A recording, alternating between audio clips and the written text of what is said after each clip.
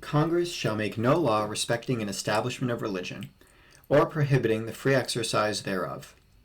One of America's most cherished principles is the freedom of religion. The reality that any citizen is free to practice their faith without fear of persecution perhaps gets closest to the heart of what America is all about. Throughout history, we can see countless episodes of governmental and religious institutions persecuting religious minorities. This is obviously a grave injustice because, in the words of Thomas Jefferson, quote, "Almighty God hath created the mind free. All attempts to influence it by temporal punishments or burthens, or by civil incapacitation, tend only to beget hypocrisy and meanness, and therefore are a departure from the plan of the holy author of our religion, who being Lord both of body and mind, yet chose not to propagate it by coercions on either, as was in his almighty power to do so." End quote. I say this because I also hold the freedom of religion as one of America's most important principles. Truly, it is one of the ideas that has made our country exceptional. But I do worry that in our contemporary era, this cherished ideal is beginning to reach its limits, and that if conservatives don't change their approach to religious freedom soon, we may end up undermining our own freedoms, unwittingly marginalizing our own beliefs, and relegating ourselves to second-class citizens. On February 27, 2019, the American Humanist Association argued in front of the Supreme Court that it was unconstitutional for the town of Bladensburg, Maryland, to force residents to pay for a cross-shaped World War I memorial with tax money, arguing that it violated the separation of church and state. The memorial was originally built on private land in 1925 to honor the community's fallen World War I soldiers. Eventually, the memorial was donated to public land, and tax money had funded its preservation ever since. In 2012, the AHA protested the tax-funded upkeep of the cross, arguing that they should not be coerced to pay for a religious symbol that they don't support. The case eventually made its way to the Supreme Court, with the American Legion defending the town's decision to fund the memorial with tax money. On June 20, 2019, the Supreme Court decided in the American Legion's favor, arguing that the preservation of the memorial with taxpayer money was not unconstitutional. The decision was seen by many conservatives as a victory for religious liberty. As if the court decided in favor of the AHA, it would have started a precedent of tearing down any public monument that looked remotely religious. But if we actually look a little bit deeper into the logic of this case, is it really true that this was a victory for religious freedom? Or does it actually unwittingly undermine the ability of religious people to express their faith in the public square? Let's take a look. So, the aspect of Alito's opinion I want to focus on can be summed up in the following quote from the opinion. "The cross is undoubtedly a Christian symbol, but that fact should not blind us to everything else that the Bladensburg cross has come to represent. For some, that monument is a symbolic resting place for ancestors who never returned home. For others, it is a place for the community to gather and honor all veterans and their sacrifices for our nation. For others still, it is a historical landmark. For many of these people, destroying or defacing the cross that has stood undisturbed for nearly a century would not be neutral, and would not further the ideals of respect and tolerance embodied in the First Amendment. For all these reasons, the cross does not offend the Constitution." The argument that Alito uses throughout his opinion is that religious symbols can also have meaning beyond pure religion. If we don't take this into account, we will end up roaming the land, searching for any public monument that looks remotely religious, and tear it down for the sake of looking neutral, when really we would be anything but. Alito gives the example of the Notre Dame Cathedral in France to prove his point. Yes, the cathedral is primarily a Christian place of worship, but throughout the centuries, it has become much more than that, a national symbol of France. This is why so many French mourn the destruction of a cathedral in the recent fire, even if they were not themselves religious. Similarly, many American monuments have religious symbolism.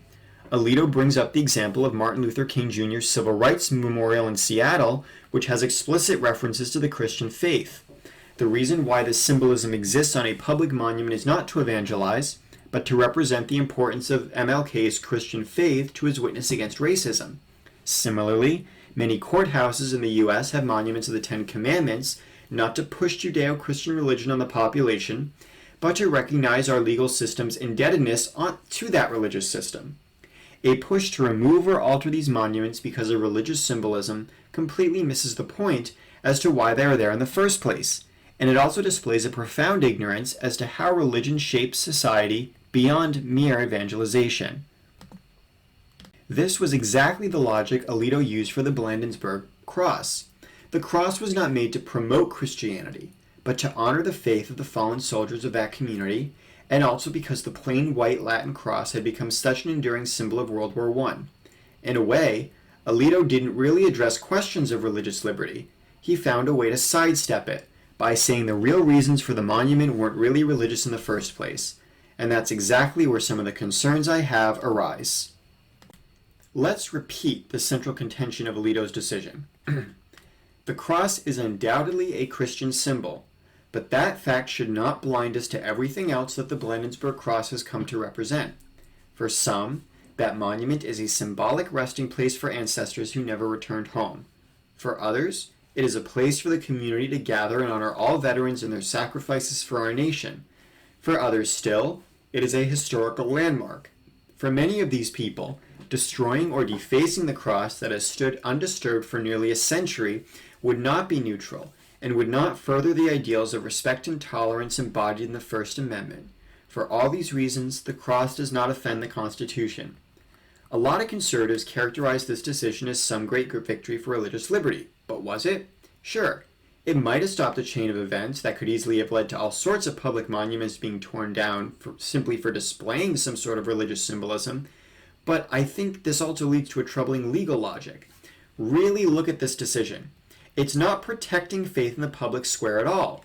It's really saying that the cross is allowed in public insofar in that it isn't a religious symbol. And who decides to what extent a public monument or act is or isn't religious? The courts, that's who. Christians and religious conservatives aren't celebrating a victory of religious freedom when they celebrate this court's decision. They're celebrating that our wise constitutional gatekeepers deigned to allow this monument to remain standing. In order to allow the monument to stay, the courts had to suck any and all religious meaning out of the cross and find another way to justify its existence. One cannot help but remember the prescient warning of the anti-federalist writer Brutus about the Supreme Court. Quote, "In short, they are independent of the people, of the legislature, and of every power under heaven. Men placed in this situation will generally soon feel themselves independent of heaven itself." End quote. Now, you may object. This is the whole point of religious freedom. The government can't bankroll religion. This undermines the entire idea. Well, to dissect this point further, we'll have to get into the debate between David French and Sohrab Ahmari. Yeah, I know, I'm sick of hearing about this too, but I do think it was somewhat of a watershed moment for the conservative movement, and definitely for my thinking. And it does get to the core of my issues with modern religious liberty. So, what was this debate exactly? For those who don't know or don't remember, the debate was kicked off with Sohrab Ahmari's reaction to a drag queen story hour hosted by his local public library in Sacramento. Infuriated by the way that cultural progressivism was taking over all public spaces, Ahmari tweeted out that conservatives were in the midst of a culture war and that there was no, quote, polite David Frenchian third way around it, end quote.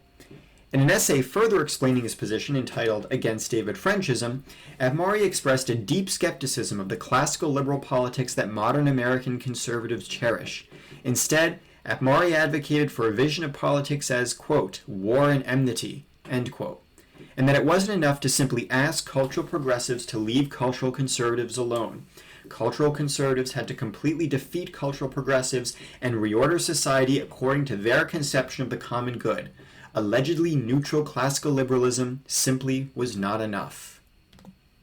In a response to Ahmari entitled What Ahmari Gets Wrong, David French argued that he had dedicated his entire career to fighting the overreaches of the progressive left, that conservatives have made important victories in places like the fight against abortion, and that Ahmari's alternative approach to politics is somewhat ambiguous. What gives you the right to shut down Drag Queen Story Hour, argues David French. Who says that the Next Day Progressive can't shut down Christian events because they find it offensive? It's an argument that you hear a lot from libertarians and classical liberals, and one that I wholeheartedly believed myself. The logic is, sooner or later, your opponents will reclaim power and use it to shut you down. Better to defang government power as much as possible and allow people to pursue, as French puts it, their, quote, competing deeply held values, end quote, together in a neutral public sphere. There was a point when I firmly agreed with French's position on this. I've always been very wary about using the state to enforce your own values on society. Even if I share Amari's conception of the common good, I fear that pushing social conservatism on a society that has largely abandoned it will only lead to a worse backlash. And, as French points out, showing respect and civility to those who disagree with you is the Christian thing to do. While Amari talks about how we need to look at the culture war with realism, French's argument, quote, that America will always be a nation of competing worldviews and competing deeply held values, end quote, struck me as much more realistic, and that just because Christians can use the state to mold the culture in one direction today doesn't mean that secular progressives won't do the same thing tomorrow. Until a drag queen story hour came to a public library near my town, and then it all clicked for me. If the majority of a city or town opposed drag queen story hour for moral or religious reasons, why should they be forced to pay for it with their tax money? At first, I thought I was misunderstanding French's position. Surely he doesn't think that there's just nothing we can do to stop public support of a practice that is so clearly immoral in Christianity's eyes. But the more I read subsequent responses, and even after I watched bits and pieces of a recent debate between French and Amari, the more I realized, yes, he does. French is absolutely horrified at even thinking about using the state to clamp down on the sexual revolution. Later in the debate, when someone asked him what he would do about public school curricula comparing the LGBT movement to the civil rights movement, French said he'd do nothing about it, which I just find completely bizarre. Surely there's a line between shutting down every gay bar in the country and stopping public places from hosting sexually depraved events for little children. I mean, let's turn the tables here. If a public library was hosting a minstrel show for children, or if entire state education curricula were promoting Holocaust denial, surely French would say more than just, well guys, the racists have a right to speak. Who are we to use the state to enforce our vision of the common good? No, I am fairly certain French would quite rightly say that we can't be promoting these awful ideas to children, and we're not going to round up all the Nazis and throw them in jail, but we're certainly not going to let them spread their crackpot ideas on the public dime. So why doesn't he have the same opinions when it comes to homosexuality and transgenderism, things that go against Christian teaching just as much as racism does? It's almost as if he's implicitly agreeing with Amari's argument that we've so completely lost the culture war that we can't even think about fighting for a Christian view of sexual morality anymore. I think this has to do with the way French too easily sees Christianity and liberalism complementing each other, rather in the way that Amari, and now I do, in that Christianity and liberalism exist in uneasy tension with each other. Now, this is going to get a little theoretical here, but I'm going to try to do the best I can. Here's the issue I see. French believes that classical liberalism offers a system of viewpoint neutrality that keeps basic order in society while allowing everyone to equally pursue their own competing visions of the common good. In a world marred by original sin, where attempts to, as Eric Voegelin would put it, immanentize the eschaton, have only ended in complete disaster throughout human history, this is the best compromise Christians can make.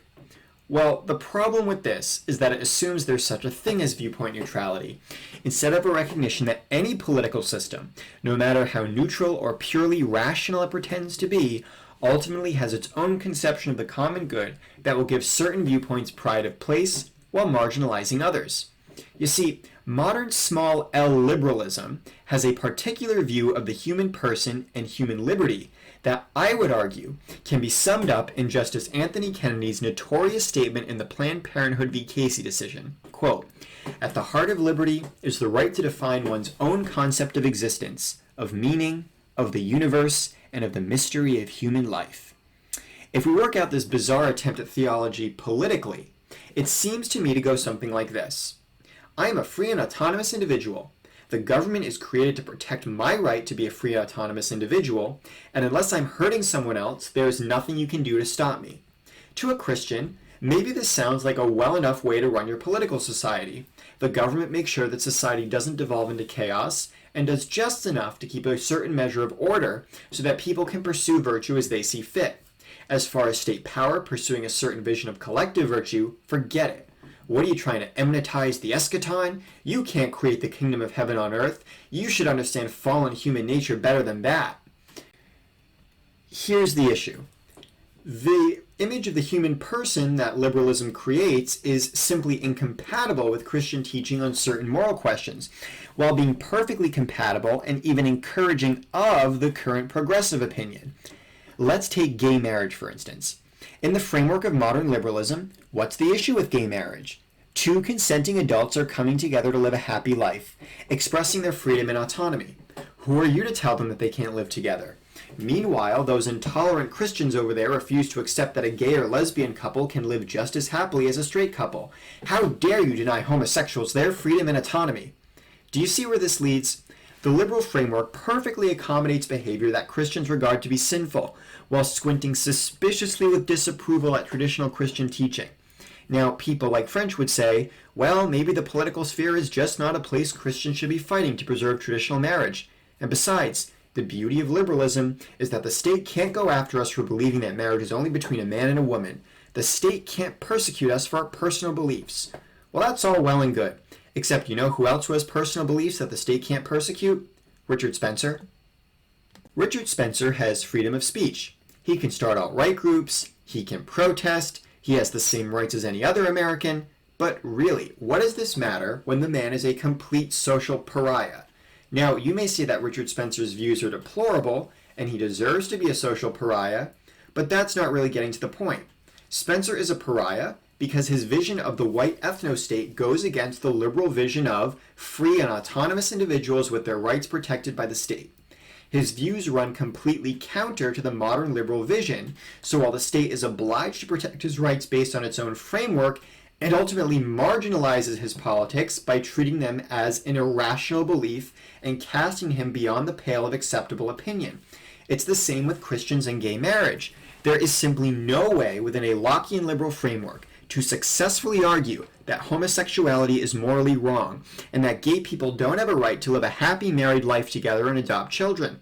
For the purposes of law and policy, the liberal framework deems this belief irrational.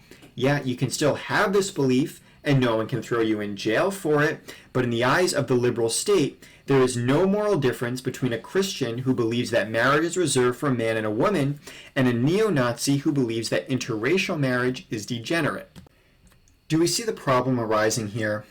What French and liberal conservative Christians like him do is unwittingly support a system that marginalizes their own religious belief as irrational and unfit for the public square, something I have a hard time believing Christ or any of his apostles would have done. And this is what Amari was getting at. The reason why Christians can no longer support liberalism as a political system is that it subtly celebrates behaviors that Christians would consider clearly immoral, while subtly ghettoizing other aspects of Christian teaching. It promotes a kind of political nihilism that puts the autonomous individual at the center, while refusing to allow any other aspects of the human person to enter the political sphere. And we can see how this marginalization can become not so subtle as time goes on. No one can throw Roseanne Barr in jail for her opinions, but she got kicked to the curb pretty quickly after those Valerie Jarrett tweets. This isn't simply because racism is wrong, it's because it so deeply violates our sacred vision of man as a free and autonomous individual, fundamentally equal to everyone else. A sacred vision supported by the very political system people like French want us to operate under. Traditional views of homosexuality are now coming under the same fire, because as liberalism becomes fully itself, society realizes how at odds the Christian ideas of sex, marriage, and gender are with the modern dogma that at the heart of liberty is the right to define one's own concept of existence, of meaning, of the universe, and of the mystery of human life. And how far as, well, traditional marriage is just my religious belief going to get you? You can say that about human sacrifice, female genital mutilation, the caste system, and as long as we continue to live in a society and political structure that makes the autonomous individual paramount, using this reasoning for restricting marriage to one man and one woman will sound just as bizarre. Okay, so how does all this relate back to religious liberty? So I think there's a similar dynamic going on in modern conceptions of religious liberty as expressed by the Blandensburg case. Again, it's subtle and it's hard to see at first, but if you really peel it back, I think it becomes more clear. Christianity is just a personal belief in the eyes of liberalism. no different than any other belief. We can allow religion in the public square, but only insofar as it fits the criteria that the liberal state sets down. The cross was only allowed in the public square insofar as it was something other than a religious symbol. And as liberalism becomes fully itself, as the state lionizes the image of a completely free and autonomous individual that is so different from Christianity's vision of the human person, you can expect the liberal state to marginalize Christianity and subject Christians to a certain kind of soft imitude. Ah yes, you can practice your Christianity, but over in a corner somewhere. Meanwhile, us rational people will continue to reshape society in a way that completely clashes with your beliefs. I think Rod Dreher really puts it best in a blog post entitled Abortion Porn in the Liberal Order. In the post, Dreher references a news story where a California high school girl was willingly making porn films of herself for money. Her classmate, a journalist for the school newspaper, wrote a column on this girl, treating her like some heroic figure who overcame obstacles. Naturally, many people in the town were horrified by this, but there was nothing they could do about it, as the story didn't violate the town's education codes, and censoring the story otherwise would be a violation of the First Amendment. Now, maybe you think this story is some silly fringe event, but as Dreher points out, from the standpoint of liberalism, what is wrong with this story? A girl is willingly using her body for her own personal financial gain in pursuit of happiness. She's not harming anyone, so there's really no issue with it. And this is Dreher's problem. Why should Christians support a political system that has no issue with this sort of behavior, but considers Christian opposition to homosexual behavior to be at best highly suspect and at worst actively hostile to a flourishing society? While liberalism may offer important protections for Christians against the radical elements of progressive revolutionaries in the short term, it ultimately relegates the Christian conception of the common good to a sort of second-class status, while slowly elevating progressive morality to a dominant place in society in the long term. So, where do Christians go from here? Do we attempt a hostile takeover of society and try to reimpose Christianity from the top? Was allowing religious liberty and pluralism in the first place just a giant mistake? Well, I don't think so. I think the founding generation found a way to balance religious pluralism and still reinforce the importance of religious and moral society. But it's not found in the First Amendment. It's not even found anywhere in the Constitution. Nope. You'll have to look at an earlier document, partly written by James Madison, and that is the Virginia Declaration of Rights. The Virginia Declaration of Rights was written in 1776 by George Mason, but also influenced by James Madison and Robert C. Nicholas. It was a Bill of Rights for the people of Virginia, and heavily influenced both the Declaration of Independence and the Bill of Rights in the U.S. Constitution. It includes the freedom of speech, the freedom of the press, the right to bear arms, and even gives citizens the right to violate or abolish the government when it is infringing on their rights. But I want to particularly focus on the last two sections of the Declaration. Section 15 of the Declaration states, quote, that no free government or the blessings of liberty can be preserved to any people but by a firm adherence to justice, moderation, temperance, frugality, and virtue, and by frequent recurrence to fundamental principles, end quote. This, I think, is the key to the Declaration of Rights, what sets it apart from our modern conceptions of human rights, and, if I may so boldly say, what makes it superior to our current Bill of Rights. The Virginia Declaration of Rights grounds the inherent rights and liberties of man in certain virtues and responsibilities such as justice and moderation. The quest for human liberty must be tempered by a commitment to these virtues. It does not, as so many modern liberals on the left and the libertarian right do today, ground them in a sense of virtually limitless human autonomy, so succinctly summed up by that infamous statement by Justice Anthony Kennedy. At the heart of human liberty is the right to define one's own concept of existence, of meaning, of the universe, and of the mystery of human life. Section 16 of the Declaration, which pertains to religious liberty, is even more interesting. Quote, that religion, or the duty which we owe to our Creator, and the manner of discharging it, can be directed only by reason and conviction, not by force or violence, and therefore all men are equally entitled to the free exercise of religion, according to the dictates of conscience, and that it is the mutual duty of all to practice Christian forbearance, love, and charity towards each other, End quote. Look at how religion is defined. The duty we owe our Creator. Again, individual liberty is grounded in responsibilities and duties to something higher than ourselves, and not in our own sense of autonomy, whatever that means. People have a right to practice their religion freely because it is a duty that is so sacred that government coercion should not be involved, not because people have a right to decide what their own meaning of the universe is. So, when you put these two views of liberty side by side, you get entirely different conceptions of where the origins of human rights are. In the Virginia Declaration, human rights are grounded in our duties, responsibilities, and ultimately our Creator. Anthony Kennedy's view of liberty, which again I believe is the modern view of things, grounds them in an almost unlimited human autonomy. The Virginia Declaration strikes that perfect balance.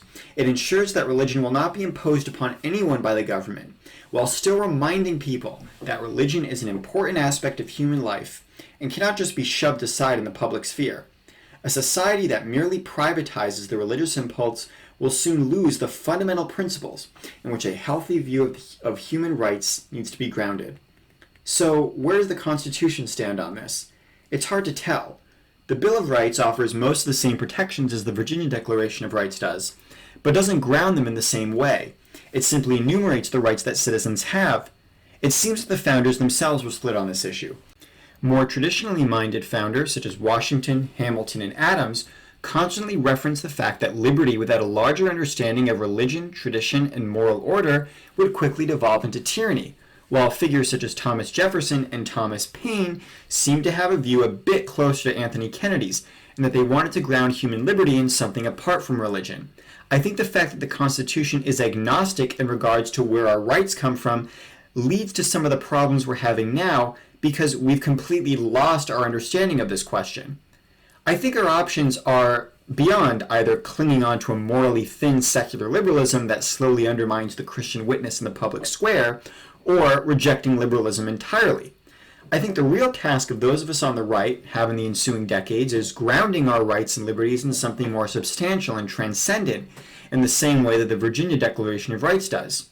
It is then, and only then, that we can reap the benefits of a free society without succumbing to its nihilistic and hedonistic excesses.